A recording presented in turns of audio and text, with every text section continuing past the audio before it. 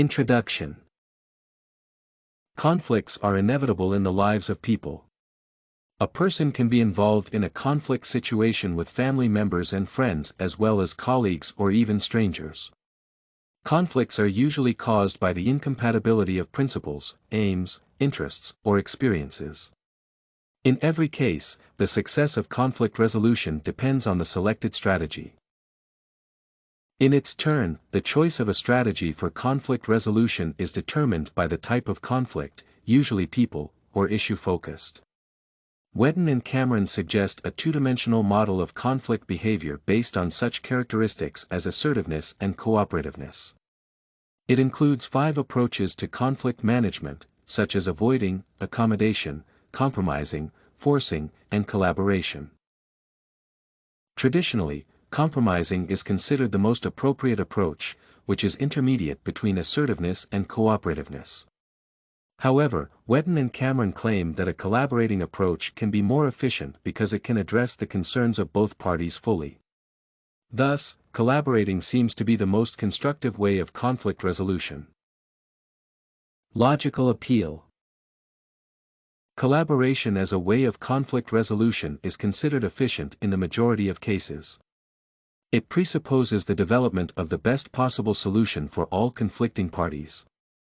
The advantages of collaboration include the opportunity to express the concerns of every party and work together to develop solutions favorable for all the parties involved.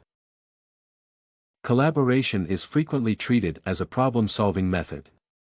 Moreover, it also includes a creative component that allows for developing non-common or non-traditional solutions. Its peculiarity is the determination of the cause of the conflict and not finding someone to blame.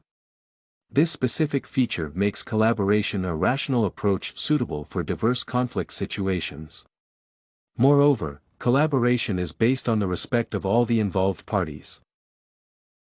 Compromise takes an intermediate position in the two-dimensional model of conflict behavior. Although frequently considered a favorable outcome, compromise can provide only partial satisfaction for the participants of the conflict.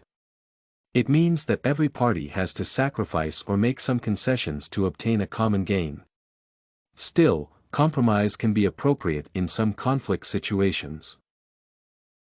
For example, in case the goals are of moderate significance, and collaboration approach application is unjustified, compromise can be used. Another situation that allows compromise as a conflict-resolving method is the one that needs a temporary decision on more complex problems. Moreover, compromise can become a first step in the relations of new partners that have not developed mutual trust and do not have any experience of collaboration. Still, in many conflict situations, the attempt to apply compromise as a resolving approach can lead to dissatisfaction with both parties. Moreover, it does not stimulate the development of trusted partnerships. Generally speaking, while both collaboration and compromise can be efficient in certain situations, the overuse of the latter can lead to hasty solutions. Moreover, the lack of collaboration in the resolution of conflicts restrains innovation due to the lack of creative problem-solving. The collaboration that is known as a win-win approach provides the most benefits for every party involved in the conflict and lays the groundwork for future cooperation because it reveals and solves the existing and does not conceal them. Emotional appeal. The resolution of conflicts is connected with such emotional human needs as belonging and achievement. In this respect, compromise would not be effective. On the one hand, this approach seems fair to both sides. On the other hand, however, it is frequently illogical and impractical. Moreover, it does not lead to the solution of a problem that caused conflict, and thus, compromising decision cannot be considered an achievement in most of the cases. Another important thing to consider about compromise for conflict resolution is its influence on the parties involved. Thus, the members of the teams can feel underestimated or having no power in case their conflict is resolved with the help of compromise. Consequently, they can lose the sense of belonging to a team, which can cause further conflicts. In the case of a collaborative approach that follows a win-win model, all parties experience the feeling of success, which helps to meet the need for achievement. The use of this approach creates a collaborative environment that is able to reduce conflict situations. Moreover, collaborative conflict resolution is aimed at long-term relations built on trust and respect and addressing the interests of all the parties involved. It also contributes to the sense of belonging because collaboration considers the interests and suggestions of all the participants. Establishing credibility. The use of a collaborative approach can suit many conflict situations in diverse locations. Its specific feature is the common solving of the problem. This strategy presupposes a dialogue that helps to clear up the positions of the involved parties and study the existing facts. The outcome of this solution is usually fair and does not reduce the quality of the action or decision that caused the conflict. Collaboration is a strategy that can be used for both personal conflicts and for crisis management in megaprojects. A study by Smits and Brownlow discovered the cross-corporate culture conflict and its resolution with the help of collaboration strategy. The authors define the problems that can lead to ineffective collaboration and consider corporate ethnocentrism to be one of them. Although Smith and Brownlow define cross-corporate culture conflicts as challenges for the success of the project, their study proves that collaboration is a successful method of conflict resolution.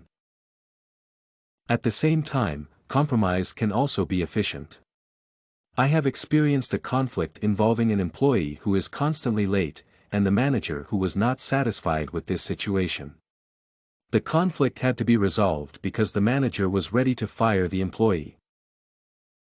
The employee was usually late because of transportation problems. Moreover, he was a good worker, and the company needed him. Thus, they came to compromise that the employee can be late, not more than 10 minutes. Probably, it was not the best solution, but both parties partially benefited. The manager retained the employee, and the employee preserved his position. Still, the initial problem was not eliminated. Conclusion. On the whole, the choice of conflict resolution approach depends on the situation and intentions of the parties involved. Compromise and collaboration, as the most popular approaches, have their own benefits and disadvantages. However, I consider collaboration to be more effective because it does not provide a temporary immediate result but is aimed at the elimination of the conflict reasons.